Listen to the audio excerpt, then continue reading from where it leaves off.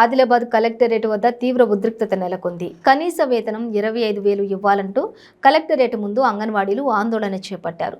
ఈ క్రమంలో పోలీసులు నిరసనకారుల మధ్య తోపులాట జరిగింది. అంగన్వాడీలను అదుపు చేస్తున్న సమయంలో ఓ మహిళా ఎస్ఐని కొందరు జుట్టు పట్టుకుని లాగారు. పరిస్థితి ఉద్రిక్తం కావడంతో పలువురిని అరెస్ట్ చేసి స్టేషన్కు తరలించారు.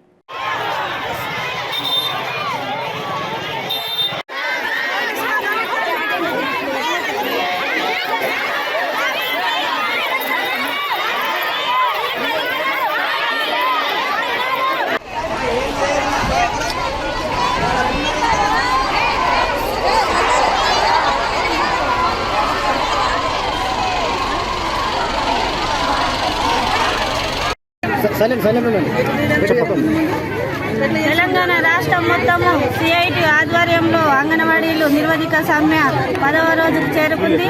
యూనియన్ ఆధ్వర్యంలో 10వ రోజుకు కలెక్టర్ ఆఫీసు ముట్టడించడం జరిగింది.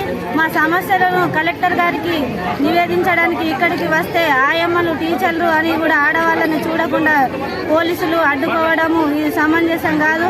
ఆడవాళ్ళని లాఠీ చార్జ్ చేయడము, సారీలు ఇగ్గడము, జాకెట్లు ఇగ్గడము ఇది కరెక్ట్ కాదు. ఎందుకంటే మా సమస్యలను విన్నవించుకోవడానికి ప్రభుత్వం తెలియజేయడానికి కోసమే మేము ఇక్కడికి వచ్చాము. అంగన్వాడీలకు రిటైర్మెంట్ బెనిఫిట్ కల్పించాలి, కనీస వేతనం 26,000 ఇవ్వాలి, గ్రాట్యుటీ చెల్లించాలి, అంగన్వాడీల సమస్యలను పరిష్కరించాలని ఈ సందర్భంగా డిమాండ్ చేస్తాము.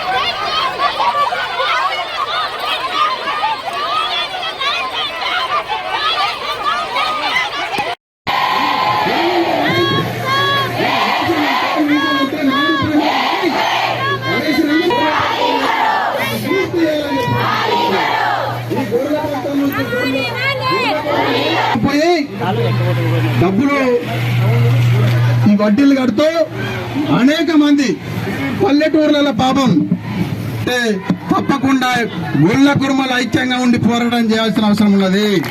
గొల్ల కుర్మలు ఐక్యంగా ఉండి పోరాటం చేయాల్సిన ఉన్నది. పోరాటం కూడా ఎన్నిక